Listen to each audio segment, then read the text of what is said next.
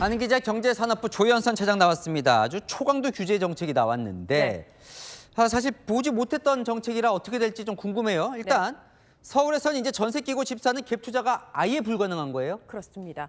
토지 거래 허가 구역으로 지정되면은 취득일로부터 2년간 실거주를 해야 하거든요. 그동안은 강남 3구와 용산구 등 4개 구만 토어제 대상이었습니다.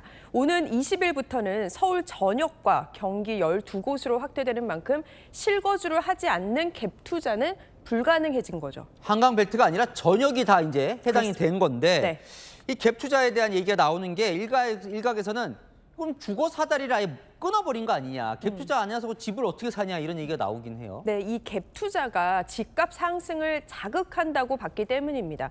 매매 가격 대비 전세 가격 비율인 전세가율이 60%라면 집값의 40%만 있어도 전세를 끼고 집을 살 수 있습니다. 즉, 적은 돈으로 집을 살 수 있어서 주택 상승 거래를 부추긴다는 건데요. 하지만 그간 자금이 부족한 사회 초년생이나 신혼 부부들이 갭 투자를 활용해 집을 샀던 것도 사실입니다. 이번 조치로 현금 유동성이 풍부한 자산가 중심으로만 거래가 이루어지는 거 아니냐 이런 우려도 나옵니다.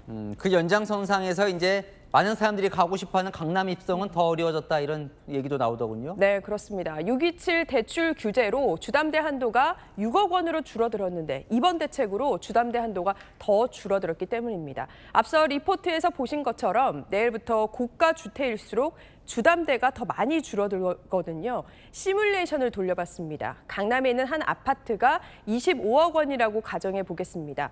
기존 대출 6억 원에서 이제 2억 원이 됐습니다. 다시 말해서 현금 23억 원을 갖고 있어야 하는 겁니다. 그러다 보니까 야당은 현금 부자만 유리해지는 정책이다 이렇게 비판하는 게 여기서 나온 얘기군요. 그렇죠. 이번 대책의 목적이 고가 주택과 갈아타기 수요를 억누르는 것에 있는데요. 강남뿐 아니라 최근 급등세를 보인 한강벨트를 겨냥한 조치로 풀이됩니다.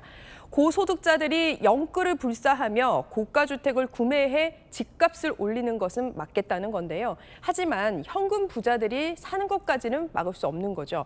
예전에는 집에 돈을 맞췄다면 이제는 돈에 집을 맞추는 시대가 된 겁니다. 네, 그런데 이런 이제 초강도 규제 정책을 한 이유는 집값을 잡기 위해서잖아요. 그렇죠. 자, 핵심은 이겁니다. 그래서 오늘 대책으로 집값은 잡히는 겁니까? 그래서 제가 부동산 전문가들한테 물어봤는데요. 일단 과열 양상을 보인 서울과 주변 지역 집값이 당분간은 숨고르기를 할 거라는 게 대다수의 의견입니다. 그런데 이 기간을 두고서는 전문가마다 차이가 있는데요. 3에서 6개월을 보기도 하고 최대 1년까지 갈 거라는 의견도 있습니다. 다만 단기적인 시장 냉각에 그치지 않고 이게 주택가격 안정화 추세로까지 이어질지는 지켜봐야 한다는 의견도 있는데요.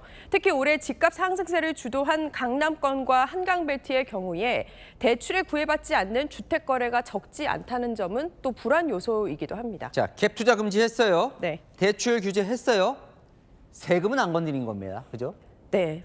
말씀하신 대로 이번에는 세제 대책이 빠졌는데요. 이번 고강도 대책에도 집값이 잡히지 않는다면 정부는 세제 카드도 적극 검토하겠다는 방침입니다. 재산세와 종부세 등 보유세는 올리고 거래세는 낮추는 방안 등이 거론되는데요. 김용범 대통령실 정책실장이 오늘 한 프로그램에 출연해서 부동산 보유세가 낮은 건 사실이다라면서 세제도 고민해야 한다고 말했습니다. 더 남아있다는 얘기네요. 자, 아는 기자 조현선 차장과 살펴봤습니다.